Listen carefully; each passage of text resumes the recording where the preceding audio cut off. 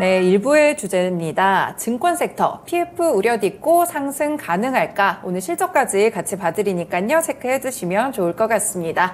요즘 사실 뭐 증권주도 2차 전지 수혜주다 이런 말이 좀 나오고 있더라고요. 아무래도 이제 2차 전지가 급등하면서 거래 대금도 늘고 그래서 증권주들이 좀 상당히 좋았다고 하는 것 같은데 증권주들의 1분기 실적 전망은 어떤가요? 네, 지금 증권사들 1분기 실적은 지난 4분기랑 비교해놓고 봤었을 때 굉장히 많이 증가하는 그런 흐름으로 나올 것 같아요. 말씀 주셨지만 사실 정말 2차 전지 수혜주였었다고 생각을 하셔도 좋으실 것 같고요. 네. 사실 증권사들의 손익에 가장 이제 영향을 많이 미치는 변수는 결국에는 코스피 지수와 그리고 거래대금 이렇게 두 가지라고 보시면 되세요. 이게 증권사들의 이익에 굉장히 많은 부분을 차지하고 있는 브로커리지 손익을 구성하는 요인들이거든요. 네. 그래서 이제 최근에 거래대금이 1, 2, 3월 평균으로 해서 일평균으로 대략적으로 한 18조 원 가까이 나왔거든요. 이 정도면은 사실상 코로나 이후로 한 20조 원까지 나오다가 작년 들어서 10조 원대까지 쭉 하락을 했다가 그쵸. 거래대금이 다시 이제 반등하는 그런 이제 모습이 나온 건데 안타깝게도 아직 주가는 거기에 대해서 충분히 반응을 하지 못한 상황입니다. 그래서 이런 부분들에 대해서 오늘은 좀 말씀을 드리려고 하는데요. 뭐 실적 내용을 하나씩 좀 말씀을 드릴까요? 네, 알려주세요. 궁금해요. 네. 그 증권사들 실적은 사실 크게 이제 네 가지 부문으로 나눠서 보실 수가 있습니다. 말씀드렸던 그 브로커리지 부문이 있을 수 있고요. 그리고 이제 WM이라고 하는 자산 관리 부문이 있습니다. 네. 그리고 잘 아시겠지만 IB 부문도 있고요. 이 IB 같은 경우에는 ECM하고 이제 TCM으로 많이 나뉘고, 네. 그리고 아까 제목에서도 말씀하셨던 것 같은 부동산 금융 쪽도 해당이 됩니다. 네. 그리고 S&T 혹은 이제 트레이딩이라고도 많이 하죠. 네. 이제 증권사들이 자기 자본으로 투자하는 그런 부분들이 있는데 이렇게 네 가지를 놓고 봤었을 때 일단 브로커리지는 너무 좋아요. 지금 정말 완전 호황기에 접어들었고 그리고 WM 자산관리 같은 네. 경우에도 최근에 이제 시장이 크게 나쁘지 않으면서 ELS 쪽에서도 뭐 조기 상황 크게 나쁘지 않습니다. 네. 여기서도 이제 수수료 잘 나오고 있고요. 문제는 이제 IB 쪽이죠. 네. IB에서는 시장이 워낙 이제 사실 올해 주식시장에 대해서는 굉장히 이제 비관적인 뷰들이 많았었죠. 네. 그러다 보니까 대형 IPO들이 많이 이제 그 연기가 되거나 혹은 이제 상장이 철회가 되는 그런 이슈들이 좀 있었다 보니까 사실상 지금 1분기에는 전통적인 ECM 쪽에서는 별로 그렇게 재미는 없어요. 네. 뭐 DCM 같은 경우에는 일반적인 그런 이제 상황이기 때문에 그냥 뭐 쭉 이제 채권 발행 수요는 있는 상황이고 결국엔 이 부동산 금융이 문제이죠. 그쵸, 계속 네. 이제 작년부터 뭐 부동산 그 금융 쪽에서 이슈가 많이 됐었던 게 레고랜드 사태 그리고 네. 또 이제 흥국생명 쪽에서 이제 그 신종자본증권 콜옵션 번복 사태로 인해서 사실상 이제 단기 금리가 지속적으로 상승을 하게 되면서 증권사들의 그 유동성 리스크와 네. 크레딧 리스크가 지속적으로 상승하는 그런 이제 모습을 나타냈어요.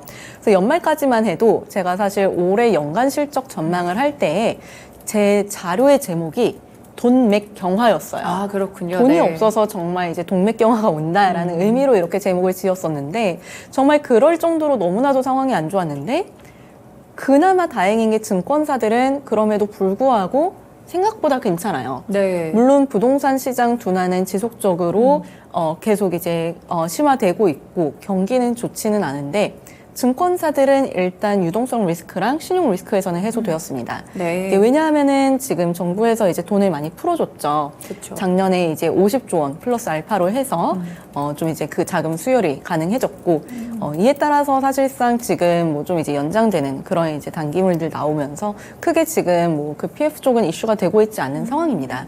다만 이제 시장에서는 우려는 여전히 많으신 상황이기는 해요. 네. 이 부분에 대해서는 뒤에서 좀 말씀을 드리겠지만 조금 종합해서 말씀드리면은 IB 쪽은 부동산 PF 쪽에서는 사실 그렇게 크게 돈을 벌지는 못했지만 우려하실 만한 수준은 아니다 정도로 네. 말씀드릴 수 있을 거고요. 그리고 이번 호실적의 완전 이제 핵심 플레이어 네. 트레이딩입니다. 네. 금리가 사실 올 연말부터 많이 하락을 했죠. 굉장히 빠르게 이제 하락을 했고, 특히 3월 들어서는 SVB 사태도 네. 있었고요. 그래서 이제 전반적으로 금리가 하향 안정화되는 가운데, 증권사들은 아무래도 채권 운용을 많이 하기 때문에 여기에 따른 수혜가 좀 많이 있었어요. 그래서 채권 쪽에서 평가 이익이 굉장히 좀 많이 나오는 그런 이제 상황도 지금 연출이 되고 있어서 증권사들 실적은 현재 부동산 금융을 제외한 대부분의 부문에서는 굉장히 양호하다라고 요약을 드릴 수 있을 것 같습니다. 네, 그렇군요. 증권주들 이제 그래도 실적에 대한 우려감은 어느 정도 약간은 좀 내려놓을 수 있을 것 같습니다. 약간 이제 궁금한 점들이 이제 브로커리지 부문이 아무래도 손익에서 많이 좋았다고 하는데 사실 2차 전지 때문에 그랬던 것들이 좀 있잖아요. 혹시나 좀 단기적이진 않을까요? 이런 부분이. 네, 사실 거기에 대한 우려들이 상당히 많으신 것 같아요. 네. 그런데 이게 사실 뭐 가장 최근에는 2차 전지가 가장 이슈이기는 했지만 연초부터 브로커리지 쪽에서 거래 대금이 늘어나는데 일조했었던 이벤트들이 되게 많았어요. 예를 들면은 그 은행 쪽에서는 네. 이제 그 배당 확대에 대한 요구가 나오면서 일부 행동주의 펀드들이 좀 이제 부각을 받기 시작하고 은행 쪽으로 자금이 좀 쏠렸고 그리고 이제 경영권 관련해서 네. 이슈가 또 이제 엔터 쪽에서 있었죠. 그렇죠. 그 이외에 로봇이라던가 AI 쪽 테마도 좀 많이 탔었고 그 가운데 이제 배터리 아저씨가 또 맞아요. 이제 유행을 네. 하시면서 또 그 2차 전지 중심으로 또 이제 주가 상승이 있었어요. 결국에 중요한 거는 그러면 다음 테마는 또 무엇이 될 수 그렇죠. 있겠느냐에 네. 대한 부분인데 그건 솔직히 저도 잘 몰라요. 저도 궁금한데요. 네. 근데 이제 제가 볼 수 있는 지표를 가지고 좀 말씀을 드리자면은 일평균 거래 대금이 여전히 지금 4월 27일인가요, 오늘? 오늘 그쵸? 네. 까지 누적으로 놓고 봤었을 때 지금 일평균 거래 대금이 여전히 20조 원대 후반으로 나오고 있어요. 높아요. 네. 네, 여전히 1분기 대비 높은 거예요. 그래서 사실 저는 물론 이제 2차 전지가 크게 더 이상 뭐 시장에서는 뭐 한풀 꺾였다라고 보시고 그 다음 테마가 없으면은 거래 대금 바로 또 이제 줄어들 거라고는 하실 수는 있겠지만 아직까지 확인된 지표로는 그런 양상은 확인되고 있지 않습니다. 네, 네. 그렇군요. 아직까지는 좀 그렇지 않기 때문에 너무 쉽게 우려를 하시는 것도 좋지 않을 것 같습니다. 중간에 이제 PF 관련 이슈들에서 어느 정도 이제 증권사들이 자유롭다라고 말씀을 해주셨는데 그럼 좀 완벽하게 해소가 됐다고 봐도 무방한 건가요? 아니요, 완벽하게 해소됐다고 보기에는 조금 공격적일 수는 있으실 것 같아요. 네. 사실 이게 완벽하게 회복이 되려면은 부동산 시장이 다시 이제 이전처럼 좀 이제 호황기에 접어들어야 하는 게 사실이에요. 그렇죠. 네, 그런데 지금은 사실 이제 뭐 정부 정책이라던가 뭐 부동산 금융 관련 이제 뭐 시장이라던가 이런 쪽에서 사실 뒷받침이 되고 있지 않기 때문에 증권사들이 온전히 이 이슈에서 100%다 자유롭다라고 말씀을 드릴 수는 없는데 네. 제가 증권사들은 근데 생각보다는 괜찮다라고는 말씀을 드렸어요. 왜냐하면은 이게 사실 부동산 PF 쪽 관련해서는 여기에 대한 익스포저를 가지고 있는 모든 금융회사들이 다 이슈가 될 수 있는 거죠. 그렇죠. 그런데 증권사들은 상대적으로 이러한 리스크들에 대해서 자기 자본 대비해서는 익스포저가 크지가 않아요. 네, 그렇군요. 네, 그러니까 이제 지금 부동산 금융 쪽에서 문제가 되고 있는 부분들부터 일단 말씀을 드리자면은 지금 언론에서는 연체 많이 되고 있는 것들에 대해서 좀 보도가 많이 되고 우려하죠. 있죠. 네. 사실 이 연체율이라는 지표가 실제로 이 딜이 좀 깨끗하냐, 정말 끝까지 잘 가져가서 전혀 이제 원금 쪽에서 손실 없이 원금 회수와 이자를 온전히 받을 수 있느냐를 나타내는 선행 지표라고들 많이 보시기 때문에 네. 연체율에 대한 관심이 굉장히 높으세요. 그래서 저도 연체율을 굉장히 이제 좀 유심히 이제 팔로우업을 하고 있는데, 문제는 뭐냐면요. 이게 만약에 네. 이 딜이 중간에는 연체가 날 수 있어요. 하지만 실제로 딜이 만기가 됐었을 때 모든 그 부동산 다 짓고서 이게 분양도 다 되고 돈이 들어왔었을 때 거기에 대해서 충분히 이제 원금과 이자 그리고 연체 이자율까지 다 지급을 할 수 있는 상황이라면은 네. 이 딜을 부실하다고 보는 게 맞을까요? 그렇죠. 그거는 좀 논란의 여지가 있겠네요. 네. 그래서 사실 이게 물론 이제 연체율이 지속적으로 상승하는 것은 뭐 부담스럽기는 하지만 그런 관점에서 놓고 봤었을 때에는 아직까지는 좀 지켜봐야 되지 않을까라고 조심스럽게 생각을 하고는 있습니다. 네. 그래서 지금 뭐 사실 이제 부동산 PF 쪽에서는 일단 그런 부분이 있고 두 번째로는 자기 자본 대비해서 익스포저가 증권사들이 상대적으로 적다는 부분을 말씀을 드렸어요. 네. 이거는 뭐냐면은 만약에 이 그 시장이 한꺼번에 이제 좀 그 망가져서 네. 증권사들이 자기 자본으로 그 충격을 모두 다 흡수해야 된다라고 했었을 때 과연 어느 정도 수준까지 흡수를 할 수 있겠느냐가 핵심이겠죠. 그렇죠. 지금 이 비중이 국내 증권사들 같은 경우에는 대략적으로 한 50% 정도밖에 안 돼요. 자기 자본 대비해서 부동산 PF 쪽 익스포저가요. 그런데 저축은행이나 캐피탈은 이게 1.5배에서 2배까지 네. 있어요. 그러다 보니까 사실상 여기에 대한 위험은 캐피탈이나 저축은행이 더 크고요. 다만 이제 캐피탈이나 저축은행은 상장이 안 되어 있죠. 그쵸. 그러니까 네. 거기에 대한 이제 디스카운트가 모두 다 증권사 쪽으로 다 쏠리는 거예요. 그렇군요. 그래서 이러한 부분들에 대해서는 좀 너무 과도한 우려는 기우이지 않을까라고 말씀을 드리고 싶고요. 그리고 이제 대형 증권사들, 네. 특히 뭐 미래에셋증권, 한국투자증권, NH투자증권, 삼성증권, 키움증권 이런 곳들은요.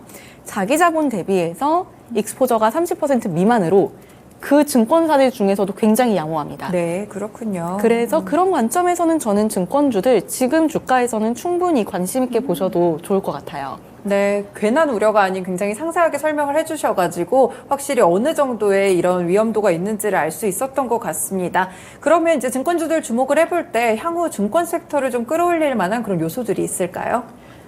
일단 뭐 증권주는 항상 그 거래대금을 좀 후행하는 그쵸. 모습을 나타냅니다. 아직 충분히 지금 거래대금이 늘어온 것에 비해서 주가가 올라오지 못했다라고 저는 판단을 하고 있고요.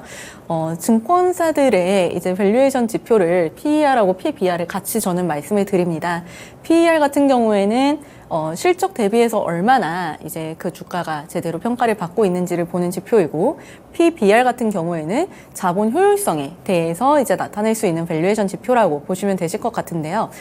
결국에는 이제 이 PBR과 PER이 코스피 대비해서 얼마나 지금 할인을 받고 있는지를 잠깐 살펴보자면요. 거의 지금 역사적으로 가장 많은 할인을 받고 있어요. 네. 전통적으로 코스피와 증권업종의 PER과 PBR은 동행하는 모습을 보입니다. 그런데 이게 디커플링하는 모습이 아무래도 부동산 PF 쪽을 확장을 하면서부터 더 이상 주식시장에 연동되지 않는 IB 손익이 앞으로는 좀 더 이제 메인이 될 수 있기 때문에 그러한 확장성을 감안해서 좀 밸류에이션이 좀 디커플링 되는 모습을 나타냈었어요.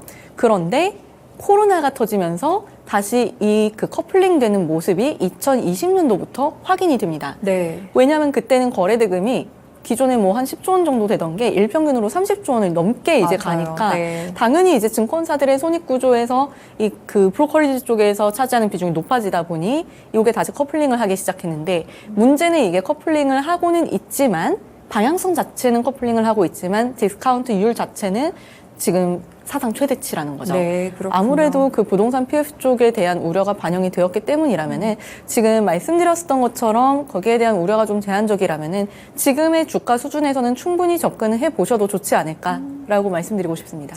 사실 뭐 또 증권주 투자하시는 분들 중에 배당 기대하고 투자하시는 분들도 꽤 많으신 것 같은데 상반기에 조금 줄지 않았나요? 이 부분에.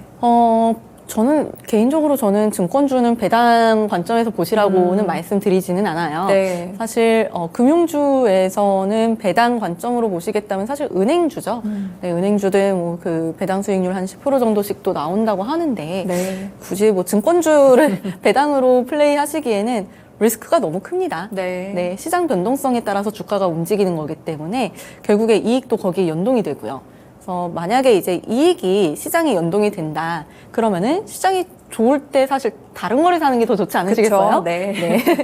알겠습니다. 배당은 아닌 것 같습니다. 네, 이렇게 좀 증권 섹터를 견인할 요인들에 대해서 함께 분석해서 들어봤습니다. 그럼 연구원님도 토픽이 있으실 것 같은데 그럼 좀 대형 증권사들 위주로 보면 될까요? 네, 지금 같은 구간에서는 저는 두 개의 전략으로 말씀을 드리고 있어요. 일단 첫 번째로는 브로커리지 관련해서 손익 민감도가 가장 높은 증권사 혹은 거기에 따른 수혜가 가장 클 수 있는 증권사를 말씀을 드리는데 당연히 키움증권이죠. 그렇죠. 네. 네, 리테일 MS가 지금 30%를 넘어가고 있습니다. 아, 정말요? 네, 정말 뭐 10명 중에 3명은 키움증권 히어로즈라고 네. 생각하시면 되실 것 같고요. 그런 관점에서는 키움증권 긍정적으로 보고 있고, 그리고 이제 손익 민감도가 가장 높은 회사는 사실 삼성증권이에요. 네. 삼성증권은 상대적으로 MS는 낮지만 수수료율이 높아서 실질적으로 지금 브로커리지 손익이 전체 수익에서 차지하는 비중이 키움증권보다 높습니다. 네, 그렇군요. 네, 굉장히 의외죠. 그래서 그런 관점에서는 키움증권하고 삼성증권 두 개 회사를 긍정적으로 보고 있고요. 두 번째로는 앞서 말씀드렸던 이 부동산 PF 쪽에서 너무 지금 디스카운트가 반영이 되고 있다라고 한다면은 한국금융지주가 네. 그동안의 가장 피해주였기 때문에 한국금융지주도 같이 한번 보셔도 좋으실 것 같습니다. 네, 그렇군요. 브로커리지 관련 수익으로는 키움증권 추천해 주셨고요. 손익민감도 측면에서는 삼성증권도 같이 눈여겨보시면 좋을 것 같습니다. 그리고 그동안 PF 리스크에 대해서 뭐 한국금융지주가 가장 좀 위험하다 뭐 이런 이야기들이 좀 있다 보니까 주가가 좀 많이 빠졌는데 오히려 PF 리스크에 대해서 오늘 굉장히 상세하게 분석 드렸으니까요. 괜한 기호보다는 조금 확실하게 어느 정도의 리스크를 갖고 있는지 보시는 게 중요할 것 같습니다. 그런 관점에서 한국금융지주까지 함께 연구원님과 분석해봤습니다. 일부 증권주에 대해서 들어봤습니다. 산업 읽어주기 시간이었습니다.